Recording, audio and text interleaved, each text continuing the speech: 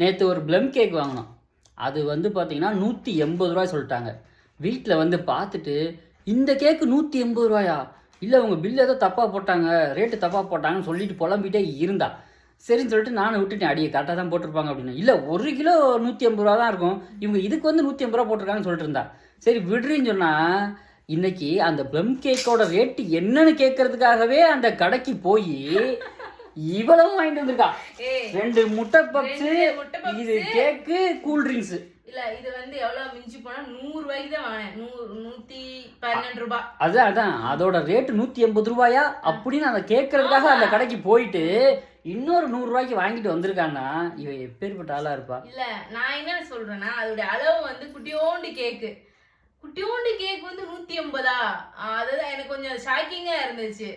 Bill மாத்தி அடிச்சிருப்பாங்களோ அவங்க மேல. அந்த டவுட்டை கிளியர் பண்றதுக்காக ஒரு 100 ரூபாய்க்கு போய் இன்னைக்கு செலவு பண்ணிட்டு வந்திருக்காளே, இவளை வச்சு எப்படி குடும்பம் நடத்துறது? நான் நேரா போனே அந்த பில் கவுண்டர் இருந்த ஓனர்ட்ட கேட்டுட்டேன். கேட்டதை நான் பாத்துட்டேன். அப்பவே நான் முடிவு பண்ணிட்டேன் இவ வந்தது இதுக்காக தான் வந்திருக்கா அப்படின்னு. நான் அப்பவே நான் கேட்டு ரிட்டர்ன் வந்திருக்கலாம்ல, அப்புறம் எதுக்கு நான் உள்ள போய் வாங்கினேன்?